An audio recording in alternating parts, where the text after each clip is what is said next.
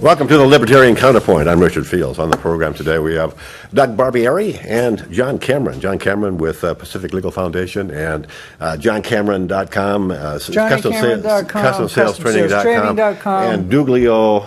Well, I don't know, that domain's not working. DougBarbieri.net. Okay, there you go. Yeah, okay. In Leawood, Kansas, the city council got upset with something called a little free library. Now, you know what a little free library is. It's when somebody puts up a stand in their front yard and stocks it with a bunch, with a couple of dozen already read, used books, and puts up a sign that says, "Take one, leave one. Take one, leave one. Free library." So somebody put up a little free library, and someone else was offended. Can you imagine? A free library cluttering up the landscape, and so they complained to the authorities in the town, and the town, of course, had to respond. And so they responded by saying that you have an illegal detached structure in your front yard, and threatened that it be that the owner be fined unless it's immediately torn down. What in the world is, Doug? Do you have any aesthetic objections to little free libraries? They're terrible. They have to be removed. I mean, think of the children. You could tell that somebody was. I wonder if the persons that filed the complaint had something to do with the local libraries or something like that. Or at a bookstore, who knows? Or maybe they just didn't like it. But this is. This goes down to little girls wanting to have lemonade stands in their front yard. Pretty sexy stuff. And little boys too. Boys too. Sorry about that. SJW police coming to get me. But I mean, they want to have their lemonade stand, and I know my children did that. And some places they actually won't allow you to do that. So yeah, you have to get a license from the city and make sure that you're inspected and that you're have a approved kitchen and It's crazy. I don't know who they think they're protecting, but they're actually inhibiting the market. And this is an example of the market working, even though there's not directly money being exchanged. But this is a free flow of it's barter. ideas. It's barter. Yeah, no, it's a barter system, basically. Well, I think that's the reason that they object, because Lord knows they don't want the IRS to get come in to the town, so they figure they'll take care of it early because IRS hates barter. They can't tax it. So I would think I was disappointed because usually folks in the Midwest are a little smarter than we here in the Socialist People's Republic of California. I could see us doing that, but I would think, on the streets of Leawood, Kansas, that people would be a little more understanding. What part of Kansas is that anyway? Does anybody know? I mean, I have them, just a few blocks from my house in Davis, People's Republic. We have little free libraries. Yeah. Both you and I hail from the People's Republic. And of course, Davis is a fairly literate town. Maybe it's an illiterate town in Kansas, and they're afraid that. You know what it could have been? I'll bet you if we Dangerous investigate ideas. and take a picture of those books, they're seditious. Could be. They're seditious books. They're either appealing to prurient interest or questioning a religious doctrine, something like that. That would be my guess. I didn't even think about that until we started discussing it. Yeah, I mean, there's a lot of. And even down to maybe somebody in the library doesn't like the competition. The local library system. True. Well, speaking of things that are illegal, here's another one. In Miami, Florida, a lady by the name of Shawnee Chasser has been living in a treehouse for 25 years. In the last 10 years, in one particular treehouse, she owns the land on which the treehouse is built. She's wired electricity to the treehouse. She's got a living room, a kitchen, a bedroom. And raised an adopted daughter, actually, in the treehouse. Been living there for 10 years. And again, somebody complained, some malicious busybody who couldn't stand somebody else enjoying themselves and living living at a higher level than she was, complained to the city. And the city of Miami. The regulators are saying that you need to tear it down. We'll fine you until you either tear it down or bring it up to code. To bring it up to code would cost something like $150,000. She hasn't got $150,000. If she this did, is she her probably home. wouldn't be living in a treehouse. Well, you would think, who knows? But who cares if somebody is living in a treehouse? Well, I certainly don't. Might be catching a cold. Sorry about that. So I work for Pacific Legal Foundation. I'm euphemistically called a development officer, which means I raise money. Because if we call ourselves fundraisers, nobody will talk to us.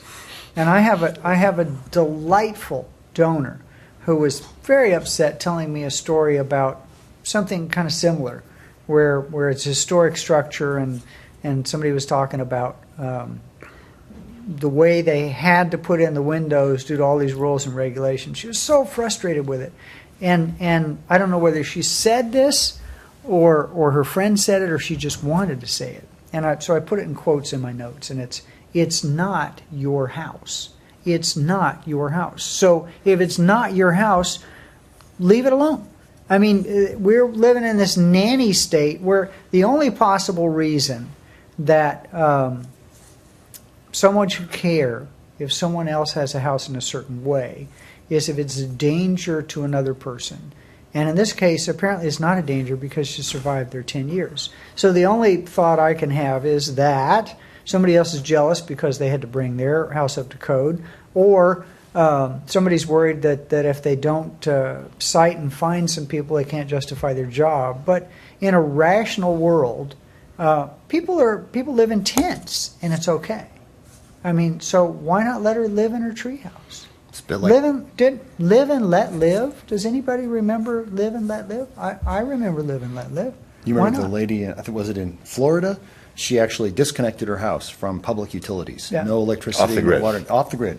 And they fought her really, really hard. She finally managed to get them to, you guys might have actually liked hearing about this one, but she did manage to emerge triumphant on a lot of the notes, but she had to hook up something like the sewer or something. You have to do this. And she finally managed to get away with that. But So it's probably- like, you have to have electricity. You have to have it hooked up. And it was crazy, you know? She probably lived in an area where she couldn't put in a septic tank, and they, got her on some kind of health and safety stuff.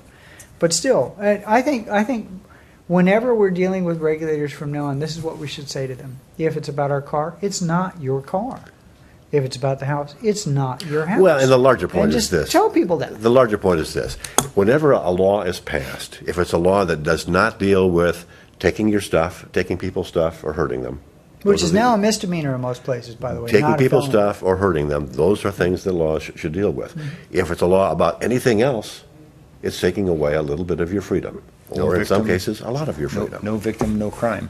Exactly, and this is a situation where No harm, no foul. both the Little Free Library and the Treehouse, nobody is harmed in any way, shape, or form by either of those two activities.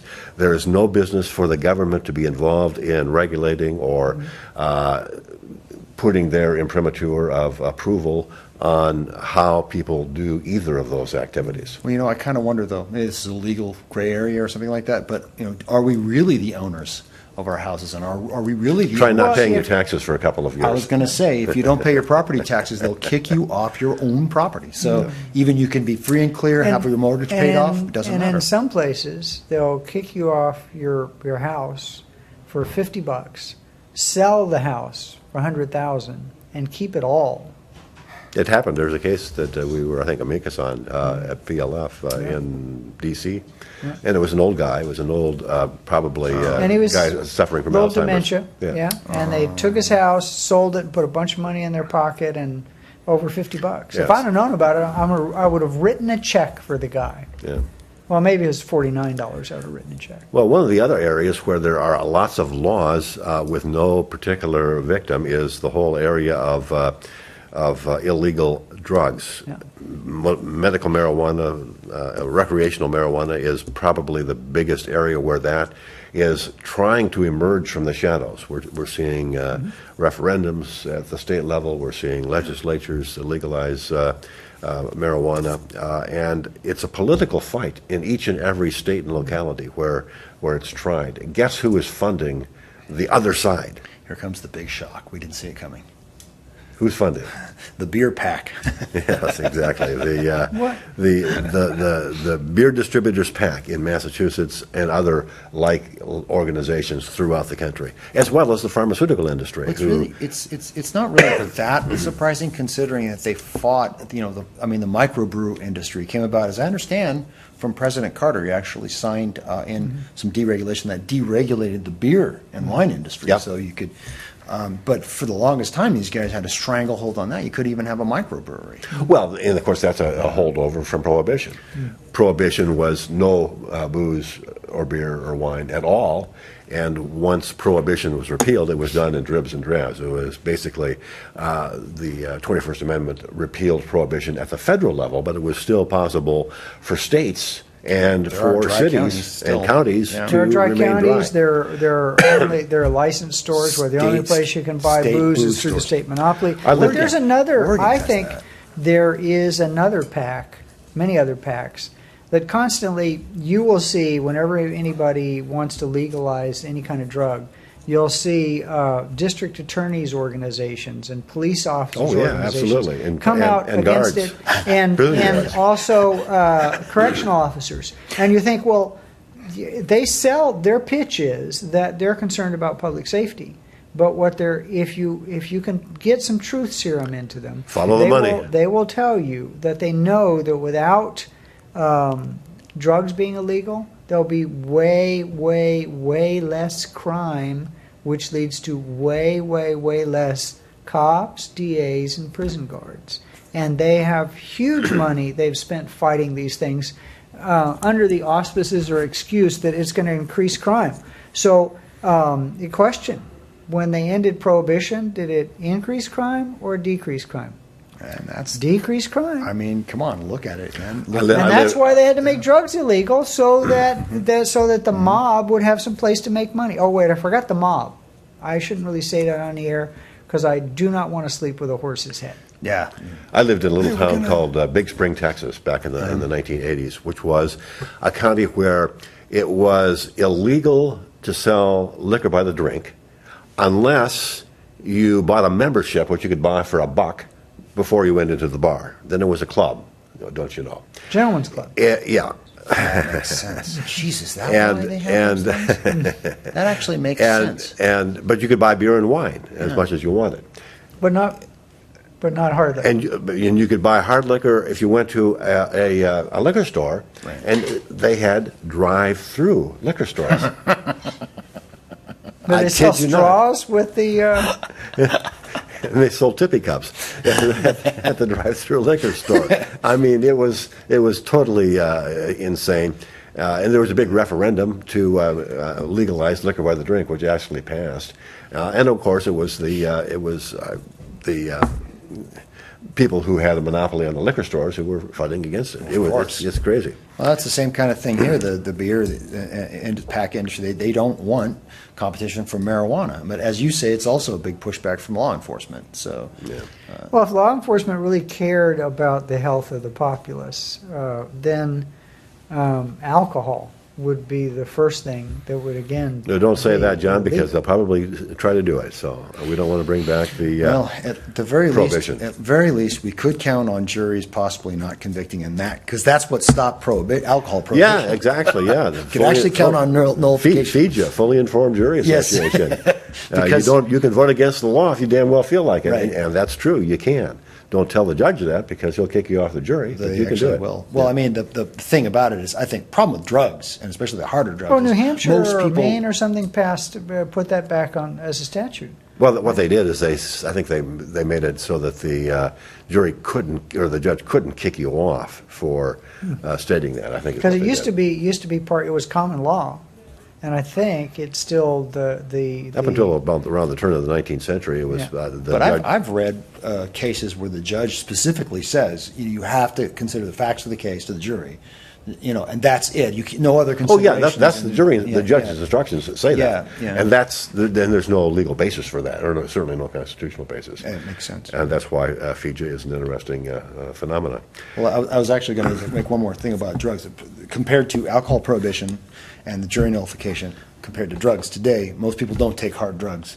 Whereas, at least in those days, people did drink, and they were kind of getting tired of not being able to have a drink. Whereas today, there's less sympathy for at least the harder drugs. But marijuana, it's amazing how many people actually really do use marijuana. Oh, yeah. It's millions and millions and millions of people. It's Yeah. it's very, very popular. Yeah. And so you may have you have an inroads there. And as far as the whole idea that marijuana is a introductory drug, that kind of argument, if you take a look at the actual hard statistics, approximately the same 1 or 2% of the population that was addicted to the opiates before Prohibition, before 1910 or 12 or whatever it was.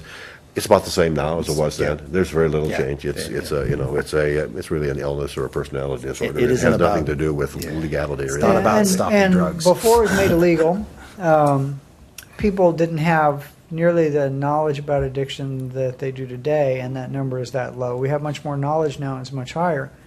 But what happens now, because there's a monopoly through criminal organizations to provide the hard drugs, is that you have to sell your body or sell other people's goods that you steal from their house in order to support your habit. Whereas before, it's like buying an ear of corn. The cost was not prohibitive, so you weren't forced to turn to crime to feed your habit. You just go down to the local pharmacy and buy what you wanted. I mean, it's laudanum. not like One of the Illegal other laudanum. areas where victimless That helped crime your cold, Richard. where- Some laudanum. There you go. Yeah, where victimless crimes are rearing their ugly head is in the idea that it is illegal to say anything that will in any way offend somebody. I'm offended by this is people fine. who say that. This is taking root on campuses all across the country, but not at the University of Chicago, where the Dean of Students has formally warned freshmen that there are no safe spaces. There will be no trigger warnings. We will not cancel speakers because somebody doesn't like what the speaker has to say on the University of Chicago campus. He's done a full-bore defense of the First Amendment. Why is that not happening at campuses all across the country? Well, I mean, I Because read. he's sane. Yeah, and I applaud what he did. Well, I read an article by a professor who was talking about this phenomenon, and she was saying that if you challenge anything that a student holds dear, it's like you've got to now give them a little thing for their boo boo or something. It's like people are not challenged in their ideas and in their thinking, and it offends them and they blow up, and we have to have a safe space. And I don't know, maybe it's a form of post-traumatic stress disorder, with this continuous, the society we're living in. I think it's post-traumatic no stress disorder. because we're pampering our kids Well, and they're it's- not subjecting them But to that any makes kind it of... more stressful for them, because when conflicting ideas that challenge you do come up, you don't know how to handle it. Well, let's back up a little bit. There's something called dissing. What does it stand for? Disparaging? Yeah. Disrespecting. Somebody's disrespecting. Yeah, Disrespecting. So that's somebody, what it is. why did you shoot him? He was dissing me. Why did you punch him? He was dissing me. So, do we remember from our childhood this little phrase? Sticks and stones may break my bones, just thinking but that. words will never hurt me. I remember that, yes. Yeah. So, words are words. And what's more important, your feelings or the First Amendment? Feelings are the right to express yourself, even though what you're expressing may or may not be popular in the particular circle Well, in which you're making the there's expression. some sports guy who was a good quarterback, and now he's like second or third rate, and he's protesting something that I don't think. Well, I don't want to disparage the issue, but during the national anthem, he has Refused to stand up. not You're to, talking about not to Kaepernick? stand. Kaepernick, yeah. Yeah. Kaepernick. You're Yeah. obviously really hip on the sports Yeah, stuff. I'm really up on Copernic. No, that would be Copernicus, and that would be the sun that's something and all the different. rest of it. So, Sun. and people are saying it's disrespecting the flag, and it's disparaging our military and all the rest of that, and they're missing the point. That flag flies.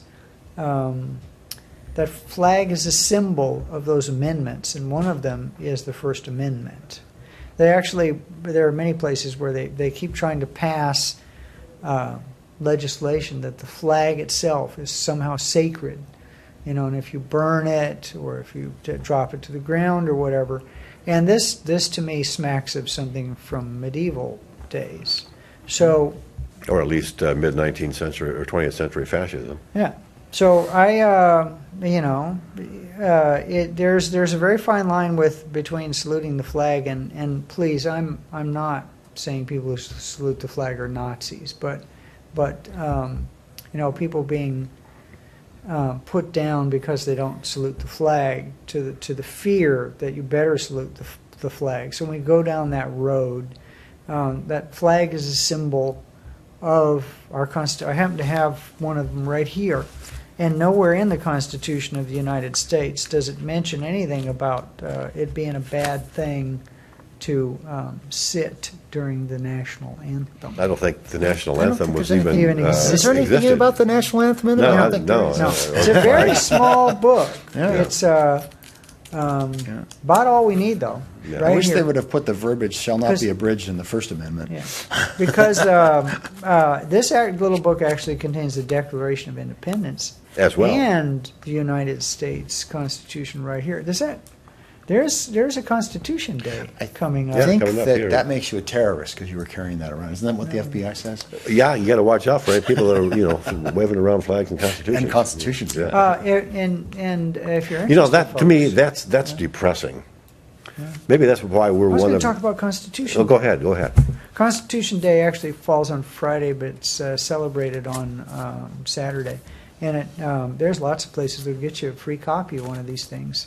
And I think, maybe this weekend, instead of watching or TiVo the game, and during 20 minutes of the 4 hours you'll save by doing that, read your Constitution.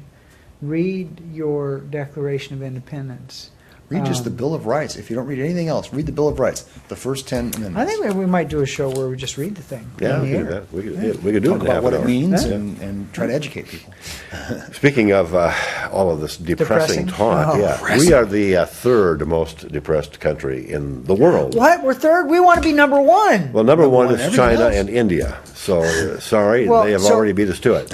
So Now, we're talking about serious depression here. Unipolar depression, bipolar depression, anxiety, schizophrenia, alcohol and drug abuse, the whole 9 yards. So, what is it about the United States that's still, the last time I looked, the most consumer rich country in the world as far as consumer goods, the country with a modicum of freedom, at least compared to India and China still.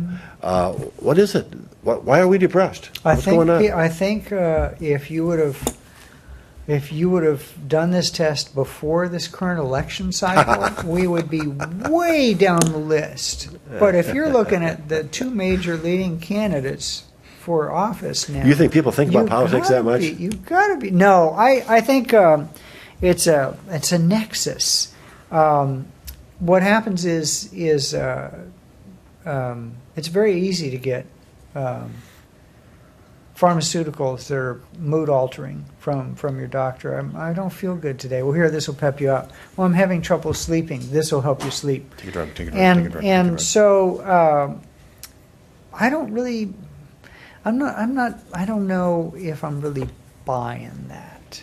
That as a country I think we might be way more medicated than either one of those countries. But maybe Well, that's the thing we're talking about. No stress. People got so much time on their hands; they can convince themselves that they're crazy and worry about stupid stuff. It could go. Maybe if they're worried about starving, they wouldn't think.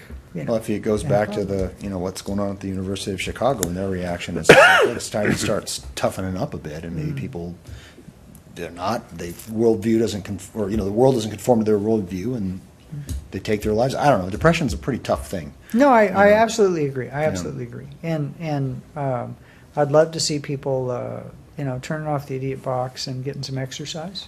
Because There's some hard scientific evidence that shows that exercise improves depression. All the scientific evidence shows that cognitive behavioral therapy, positive self-talk, and exercise has at least as much benefit in most cases on depression as many of the drugs. There are some people who don't respond to drugs, others that only respond to drugs. But I certainly think we're over-medicated, and just about all of the serial killers or mass murderers in this country have been on numerous antipsychotics for quite a while before they pulled the trigger. So, and that's the one common thread that you will see amongst these people. Also, all the soldiers coming back with post-traumatic stress disorder. I'm sure that. I'm sure they. Well, yeah, I mean, that. PTSD, that's Yeah. a real thing, and That's a real it's a real problem when you have people who are at the age of 18, 19 years old sent to a hellhole like Afghanistan or Iraq or Syria and told this is the enemy, somebody you don't know, and knock their doors down and raid their home or whatever, or shoot them or drone them. This is violence. These are people who are essentially mercenaries paid to do violent things to other mercenaries, and it's not quite as bad as draftees being forced to do bad things to other draftees, but it's pretty bad. Well, they've been put in that environment. Then they come back to regular life. Okay, and let's reintegrate, and they're still in flight or fight, and that's Yeah. why it gets triggered. Now, being a vet, I've got to defend those people. They're no more crazy, probably quite a bit less crazy than vets that came back. My father's a World War II veteran who lost his soul on Anzio Beach, and that whole generation medicated itself with alcohol. So There you go. Yeah. I've got a friend of mine who served in Vietnam, and he actually gave up alcohol because he's actually working on facing, his what's going on, and he's actually been improving his life. When I first met him, he was kind of like just kind of a weird guy, and now he's like really happy, and it's like it's something you have to address. There's another guy I know who also served in Vietnam, and he knows, who is not facing it, doesn't want to talk about it. He's like, you've got to talk about it. You've got to bring it out in the open. You have to deal with it, So first step, there it is. admitting Yep. you got a problem. Yep. Got a couple of minutes left. Alan Greenspan recently called Bill Clinton the best Republican president. He says that we're not, economically speaking, in a stable equilibrium. And he's also made an interesting quote. He said, "We are too great a country to be undermined by, how should I say it, the crazies." Who is he talking about? Would it be Janet Yellen? Could be. I think he's talking about Donald pretty Trump? much everybody at the top right now. Hillary They got all Clinton? Who is he kinds of talking about? Well, Hillary, he's got Donald, Janet. He's All of them. really got no room to talk. I mean, Well, this is true. He This used is to be true. a real big gold bug, and all of a Before sudden, he was appointed. you remember when Ron Paul actually confronted him with that? That was pretty funny.